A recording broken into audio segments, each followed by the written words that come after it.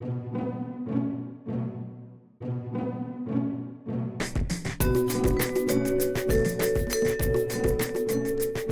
Francis, to my great surprise, appointed me auxiliary bishop of Los Angeles, and I know in the wake of that, some people are worried about Word on Fire, and I'd like to reassure them because, in the digital age, my sermons and my weekly articles and the videos can all be done easily from Los Angeles, and they can all be sent back to Chicago, where a great team of Word on Fire people can receive them and process them and send them out. So I have no concern really that Word on Fire won't continue. So keep praying for us, but even though it's a bit of a challenge, and I'll be physically a long way away, but I think that shouldn't get in the way of our work. A bishop is, first and foremost, I would say, a successor of the apostles. So the apostles were that little band of 12 gathered around Jesus. They were evocative of the 12 tribes of Israel, so they were the gathered nation of Israel. They were formed according to his mind and heart. They were full of weakness, and they were full of, they were compromised in many ways, and they're fully human and all of that. But yet they were part of Jesus' sort of intimate band. And then apostellein means to send out. They were sent out on mission to carry the word and work of Jesus to the world. So a bishop is a successor of those apostles. I always find very moving. You go back to the scriptural accounts and you see the laying on of hands. So the first apostles lay hands on their successors. They impart to them the Spirit. And that process has gone on in an unbroken chain for 2,000 years, passing on the apostolic work. So I'd say that's the primary identity of a bishop. He's part of a circle around the Lord, shaped and formed by him, and then sent. Now what's he sent to do? He's sent as priest, prophet, and king. Categories that I've talked about a lot. As priest, the bishop sanctifies. As prophet, he teaches. And as king, he governs. So he shapes and forms the people of God apostolically, having been shaped and sent by the Lord. So that's the primary task of a bishop. I would say precisely as a priest, prophet, and king, the bishop is a sign and symbol of unity in his diocese. He's meant to be the head who gathers the people together. I remember Cardinal George, who was a great mentor to me, always emphasized that about the bishop and then about priests who participate in the bishop's office. They're meant to be the effectors of unity. But then go the other way too, that the bishop is a link to the Bishop of Rome. So for example, when I was called, about 10 days ago now, I was called by the Apostolic Nuncio, who's the Pope's personal representative in Washington. And he said to me, Pope Francis has appointed you Auxiliary Bishop of Los Angeles. So right away, there's a link to the Bishop of Rome. And so that's something I'll do as a bishop, is link Los Angeles to Rome. So in all those ways, I think the bishop not just talks about unity, but he effects it. He brings it about.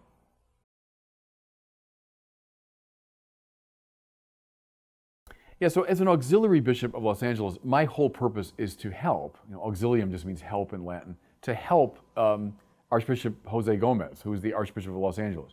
He's the one, above all, who is the sign and symbol of unity in that church. He's the link to the Holy Father. My job is to participate in his ministry and to help him in any way that he sees fit. I'm a bishop. I do teaching, governing and sanctifying and all of that, but in a subordinate way to him. So I would not have any what they call ordinary authority, meaning I wouldn't have authority over the archdiocese. I would simply participate in his ministry. So I would look very much to him for guidance, for direction. But it cuts in both directions too, because I'd also be a link between my pastoral region. So Los Angeles, like many big dioceses, is divided up into different regions. And I'll have one of those regions. And I'll report, from there to the Archbishop, from the Archbishop to them. I'll be a conduit. So that's the role, I think, of an auxiliary bishop.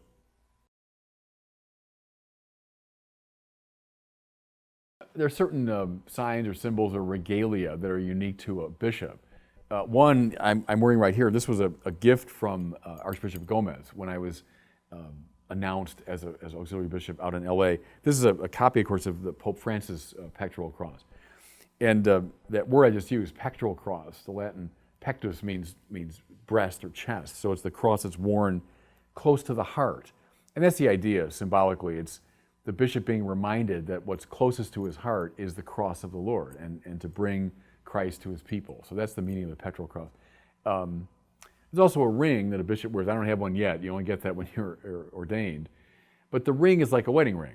So when two people marry, they exchange rings, which are a sign of their love and their fidelity, that they are now on for each other, they're committed to each other. So a bishop is married to his people, to his diocese. And I think that's a very sacred thing and a very moving thing. It's precisely analogous to the wedding of two people, where now the bishop says, my life's not about me, it's about you. I'm pledging myself to you. So that's the purpose of the ring. We talk about the crozier, which of course is the shepherd's staff. Bishop is a pastor, it just means shepherd. Every parish priest is a pastor, so he participates in the bishop's ministry. But the staff is meant to guide, to draw people back. Think of the crook at the end of the staff is meant to draw sheep back who wandered far away. It's meant to defend, so with the staff he'd fend off enemies and wild animals and so on. So all those symbols apply. To guide, to draw back, to protect. Those are all the moves that a bishop should make. And the mitre, finally, it's very interesting. The history goes way, way back. Go to the Old Testament when Aaron, who's this kind of first priest in the book of Exodus, and his sons are described as putting on various vestments, including a mitre, this elaborate headgear. So it's a priestly sign, and the bishop is the high priest of his diocese. There's different things to people as they reflect on the mitre. I think the two flaps that come down the back, people have said are symbolic of the two testaments, Old and New. There's something almost fierce about this hat. There's something of the warrior in it. Some have suggested even that the origins of this band around the head are in headgear worn by athletes in the classical world. And so the bishop is kind of a fighter as an athlete on behalf of the people. I think all those are overtones anyway of the mitre.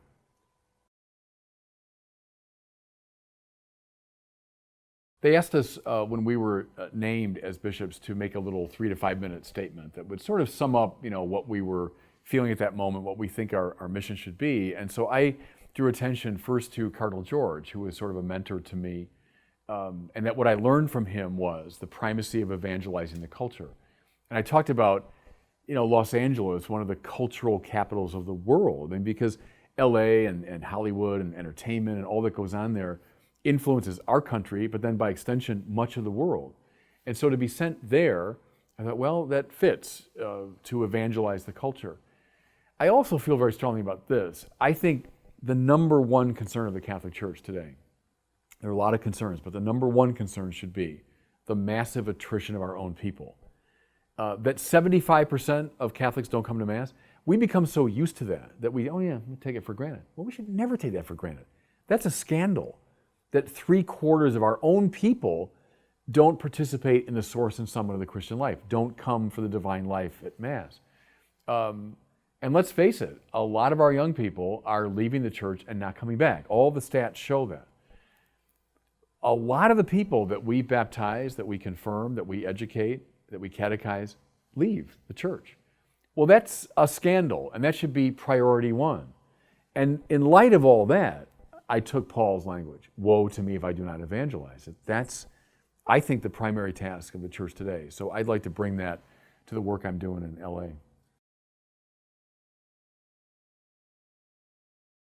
Coming out soon from Word on Fire is our Mystery of God study program. So we filmed this several months ago, but it's coming out now this September. I'm very proud of that. I think it'll be helpful in dialogue with the new atheists. I think it'll be helpful for a lot of young people that have questions about the faith. It's a sort of summary of this course in the Doctrine of God that I've taught out here for over 20 years. So that's coming out. Our Pivotal Player series is moving along very well. We've filmed now for 6 of them. The last 2 now are in the editorial process. So that'll be coming out about a year from now, those 6 videos. So very proud of that. And those who are concerned about Word on Fire, don't worry, we got our everyday things coming out and these bigger projects too. Can I say a word too of gratitude to everybody who supported Word on Fire?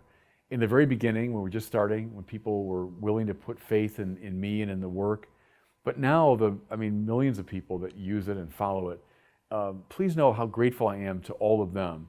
And I'm excited that we'll be able to continue and bring the faith in, I think, new and exciting and creative ways.